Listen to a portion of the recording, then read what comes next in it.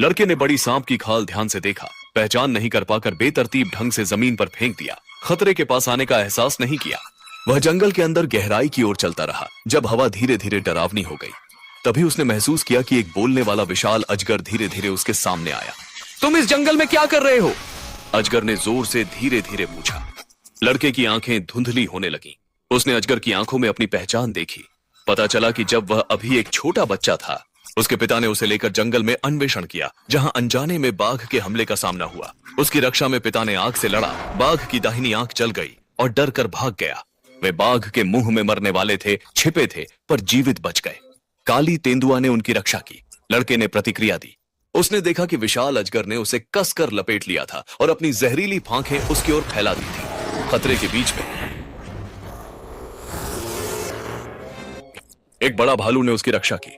बदले में लड़के ने जोंगश्योंग से शहद तोड़कर उसका सिर काट दिया। उसने तना तोड़कर स्पाइडरमैन की तरह आकाश में लटका।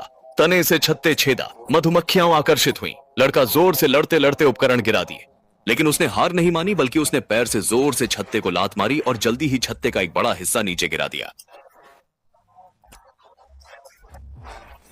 भूरा भालू ने अच्छी तरह भोजन का आनंद उठाया। जानकर कि लड़का मानव गांव से है, उसने उसकी सुरक्षा का निर्णय लिया। उसका उद्देश्य स्वाभाविक था। इस प्रकार दोनों ने गरीबी के बावजूद गहरी दोस्ती की। लड़के ने अपनी बुद्धि से मधुमक्खी शिकार उपकरण सुधारा और पेशेवर मधु संग्रहण शुरू किया। वे तालाब में खेल रहे थे जब पास के घास के झुरमुट से अचानक आवाज आई। लड़के ने जल्दी छुपने की कोशिश की। सोच रहा था कि बाघ उसे पकड़ लेगा, लेकिन यह उसका नाना काला तेंदुआ निकला। फौरन दौड़कर तेंदुआ पकड़कर गुफा में ले गया और उन दिनों के अपने काम दिखाए। तेंदुआ ने दृश्य देखकर अपनी आंखों में क्रोध छलकते हुए लड़के से कहा कि यह कार्रवाई प्राकृतिक सिद्धांत और वन नियमों का उल्लंघन करती है, इसलिए अब जंगल में रहना उपयुक्त नहीं है। अगली सुबह उसे मानव जगत में लौटना होगा।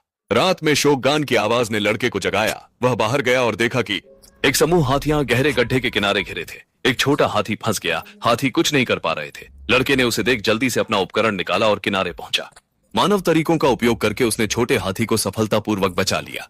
काला तेंदुआ ने यह देखा और विचार में पड़ गया कि शायद लड़का जंगल में और अधिक भूमिका निभा सकता है, लेकिन बाघ की पकड़ बहुत डरावनी थी।